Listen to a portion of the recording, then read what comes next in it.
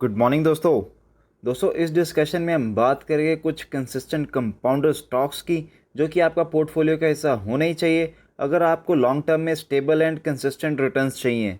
दोस्तों अगर ये वीडियो आपको अच्छा लगे तो प्लीज़ लाइक कर देना, चैनल पर नए हो तो प्लीज़ सब्सक्राइब करना और शेयर करना। पहली कंपनी की बात करें तो कंपनी का नाम है कोटक महिंद्रा बैंक। दोस्तों ये थर्ड लार्जेस्ट प्राइवेट सेक्टर का बैंक है after HDFC and ICICI bank. दोस्तों एक बैंक जो है बहुत डाइवर्सिफाइड फाइनेंशियल सर्विसेज ऑफर करता है, जैसा कि रिटेल बैंकिंग हो गया, कॉर्पोरेट बैंकिंग हो गया, इन्वेस्टमेंट बैंकिंग हो गया, एसेट मैनेजमेंट हो गया, life insurance and general insurance sector में डील करता है। दोस्तों इसकी मार्केट कैप की बात करें तो मार्केट कैप इसका 3,83,995 करोड़ के आपको दिखाई देगा। पीई की बात करें तो 38.6 के आसपास दिखाई देगा। दोस्तों इस बैंक के नेगेटिव पॉइंट्स की बात करें तो इसकी जो सेल है पिछले 5 साल में मात्र 9.98% से ही ग्रो हुई है, और जो इसका आरओई है 13.32% से ही ग्रो हुआ है लास्ट 3 ईयर्स में। दोस्तों इस बैंक में जो प्रमोटर्स की होल्डिंग है पिछले 3 साल में 4% के आसपास कम हुई है।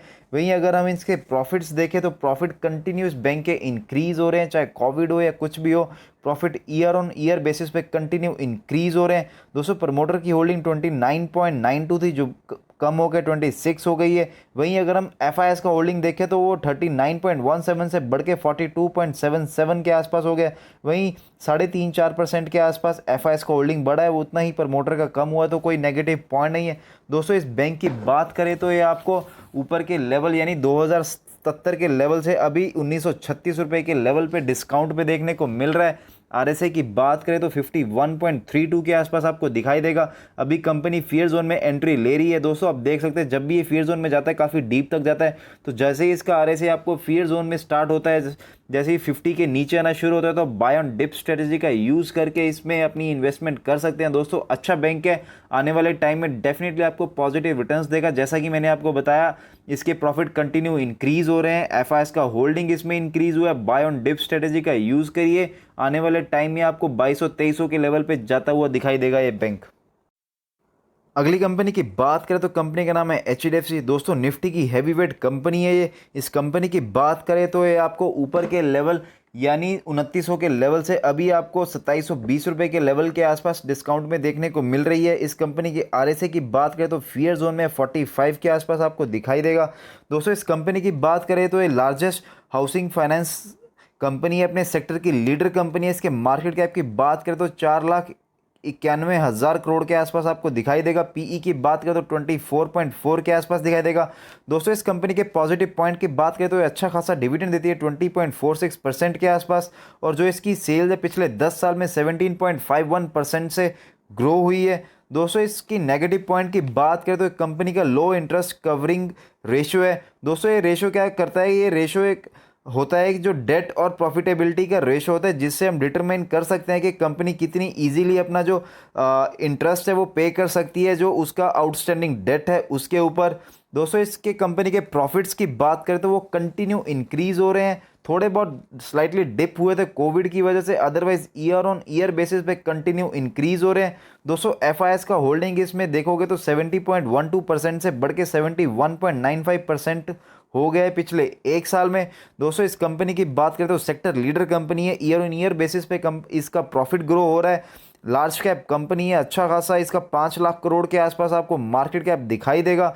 निफ्टी की हैवी वेट कंपनी है, फियर जोन में मिल रही है, इसका ग्रोथ पोटेंशियल भी अच्छा है, आने वाले दिनों में आपको अच्छा करती हुई दिखाई देगी। एचडीएफसी ग्रुप की कंपनी है ये। दोस्तों जैसे ये और फियर जोन में जाती है तो आप इसमें बाय ऑन डिप स्ट्रेटेजी का यूज़ करके आप अपनी इन्वेस्टमेंट बढ़ा सकते हैं।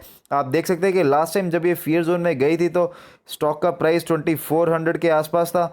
दोस्तों ये कंपनी काफ़ी टाइम तक एक ही जोन में कंसोलिडेट हो रही थी, उसके बाद इसने अच्छा खासा यहाँ से रिकवरी और अब ब्रेकआउट काइंड ऑफ पैटर्न बनाया है, तो दोबारा ये कंपनी 2700 के लेवल पे फियर जोन में गई है, तो अब इस लेवल पे आनी मुश्किल है। तो कहने का मतलब सिंपल है कि जब भी ये कंपनी फियर जोन में जाती है तो उस टाइम पे इन्वेस्टमेंट करने का अच्छा मौका होता है, और उसके बाद ये कंपनी अच्छा खासा पॉजिटिव ट्रेंड में मूव करती है। दोस्तों कंसोलिडेशन थोड़ा ज़्यादा होता है, लेकिन वैसा ही इसका ब्रेकआउट और रिवर्सल पैटर्न भी ज़्यादा होता है, तो आने वाले दिनों में डेफिनेटली आपको अच्छा करती हुई दिखाई देगी ये कंपनी। अगली कंपनी की बात करें तो कंपनी का नाम है मुथूट फाइनेंस। दोस्तों ये पहले सिर्फ गोल्ड लोन में ही डील करती थी, उसके बाद इसने अपना पोर्टफोलियो बहुत ज़्यादा डाइवर्सिफाइड कर लिया है। इसकी बात करें तो ये फाइनेंशियल सर्विसेज प्रोवाइड करती है, हेल्थ केयर सर्विसेज प्रोवाइड करती है, रियल एस्टेट में डील करती है, प्लांटेशंस में डील करती है, फॉरेन एक्सचेंज में, information technology, education, insurance, distribution, hospitality sector में ये डील करती है। दोस्तों जैसे गोल्ड प्राइस पिछले कुछ सालों में बढ़े हैं तो उसकी वजह से इस कंपनी ने अपनी जो ब्रांचेज है वो 7x की स्पीड से बढ़ाए हैं। दोस्तों पहले 551 के आसपास ब्रांचेस थी, वो बढ़ के अभी 4082 हो गई। आप देख सकते हैं कितना कंपनी ने ग्रो किया है। दोस्तों इसके मार्केट कैप की बात करें तो 60,987 करोड़ के आसपास आपको दिखाई देगा। पीई की बात करेंगे तो 15.5 के आसपास दिखाई देगा। दोस्तों इंडस्ट्री पीई की बात करें तो 23.2 के आसपास है। दोस्तों इनके जो अर्निंग पर शेयर है वो इंक्रीज हुए, जिसकी वजह से इसका पीई डाउन हो गया है। दोस्तों इस कंपनी में आप आरओसीई और आरओई इग्नोर करके चल सकते हैं, क्योंकि फाइनेंशियल सर्विस प्रोवाइड करती है कंपनी।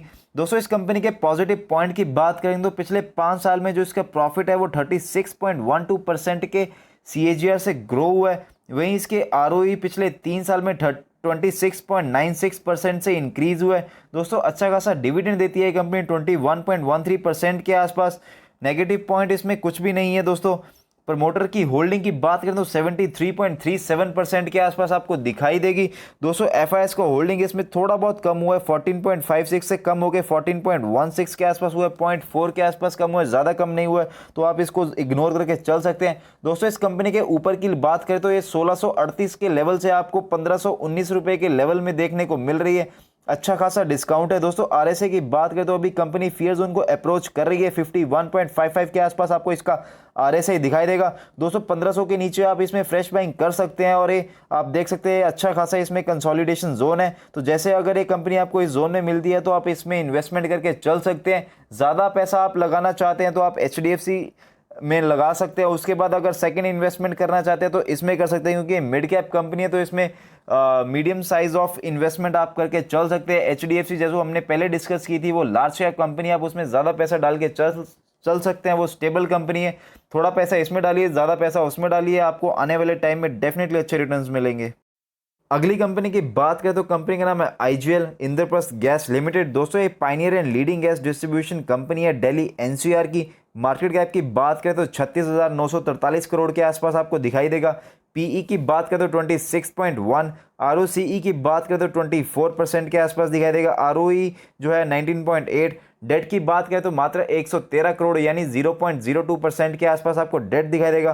दोस्तों इस कंपनी के पॉजिटिव पॉइंट की बात करें तो पिछले 5 साल में कंपनी ने अपना जो प्रॉफिट है वो 20.37% के CAGR से ग्रो किया है, और अच्छा खासा डिविडेंड पे आउट है 19% के आसपास। दोस्तों एक ही नेगेटिव पॉइंट है कि पिछले 5 साल में कंपनी की जो सेल है वो मात्र 6% से इंक्रीज हुई है। दोस्तों इस कंपनी के प्रॉफिट कंटिन्यू इंक्रीज हो रहे हैं। कोविड की वजह से स्लाइटली डिप देखने को मिला था, क्योंकि लॉकडाउन था तो ऑटो नहीं चल रहे थे, टैक्सीज नहीं चल रही थी जो कि दिल्ली NCR में ज़्यादा चलती हैं, CNG यूज़ करती है, तो जिसकी वजह से इनके रेवेन्यू एंड प्रॉफिट में थोड़ा डिप देखने को मिला है।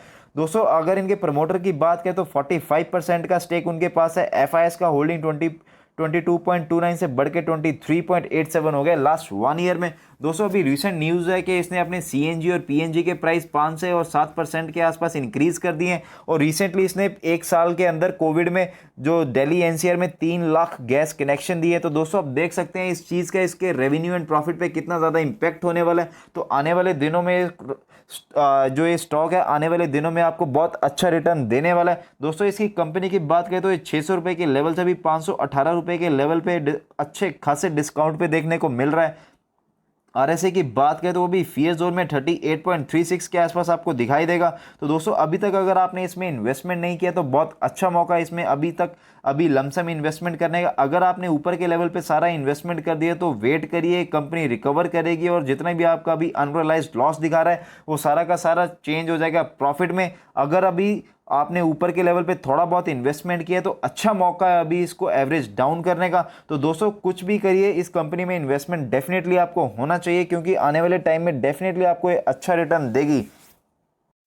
दोस्तों अगले सेक्टर की बात करें तो तीनों की तीनों कंपनियां लाइफ इंश्योरेंस सेक्टर की दिग्गज कंपनी है, और ये तीनों कंपनियां फियर जोन के आसपास अवेलेबल हो रही हैं। इसीलिए हम तीनों कंपनियों का एक साथ कंपैरिजन कर रहे हैं ताकि हमें आसानी हो जाए किस कंपनी में हम इन्वेस्टमेंट करके चल सकते हैं। दोस्तों पहली कंपनी की बात करें तो कंपनी का नाम है एचडीएफसी लाइफ इंश्योरेंस, सेक्टर की लीडर कंपनी है। सेकंड नंबर की कंपनी एसबीआई लाइफ इंश्योरेंस है और थर्ड नंबर की company ICICI Lombard general insurance है। दोस्तों इनके रिटर्न्स की बात करें तो पिछले 4 साल में हम देख सकते हैं जो एचडीएफसी लाइफ इंश्योरेंस है इसने 110% के आसपास रिटर्न दिए, वहीं एसबीआई लाइफ इंश्योरेंस ने 72% के आसपास और आईसीआईसी लोम्बार्ड जनरल इंश्योरेंस ने 125% के आसपास रिटर्न दिए। तो दोस्तों कहने का मतलब साफ है आईसीआईसी ज़्यादा रिटर्न दे रहा है compare to HDFC and SBI. दोस्तों लेकिन अगर आप देखोगे तो मार्केट कैप अभी एचडीएफसी लाइफ का ज़्यादा है, सेक्टर लीडर एचडीएफसी लाइफ है। आप तीनों कंपनियों में किसी में भी करके इन्वेस्टमेंट चल सकते हैं। आने वाले टाइम में तीनों कंपनियां आपको ऑलमोस्ट सेम टाइप का रिटर्न देगी।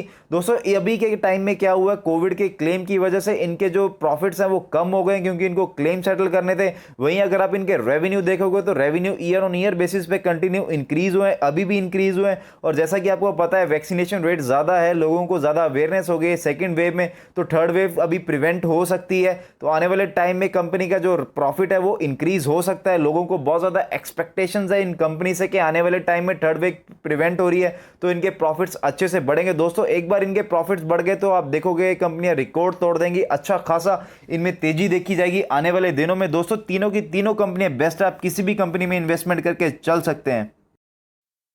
दोस्तों अगली कंपनियों की बात करें तो पूरा का पूरा एफएमसीजी सेक्टर अभी हमें फियर जोन के आसपास मिल रहा है। आप देख सकते हैं चारों कंपनियां Hindustan यूनिवर limited, Britannia industries, Dabur और टाटा कंज्यूमर प्रोडक्ट, ये चारों की चारों कंपनियां फियर जोन के आसपास अवेलेबल हो रही हैं। दोस्तों एफएमसीजी की बात करें तो चाहे कोल क्राइसिस हो, चाहे कोरोना क्राइसिस हो, चाहे फाइनेंशियल क्राइसिस हो, चाहे वॉर हो, ये कंपनियों का प्रॉफिट कभी बंद नहीं होगा, इनका जो बिजनेस है कभी बंद नहीं होगा। दोस्तों लोग खाना पीना नहीं छोड़ेंगे, हमेशा इनके प्रोडक्ट्स बिकते रहेंगे। आपको पता है कोरोना क्राइसिस में असेंशियल सर्विसेज में इनके प्रोडक्ट आते थे तो इनके प्रॉफिट्स कंटिन्यू इंक्रीज होते रहे चाहे कोरोना या कुछ भी हो।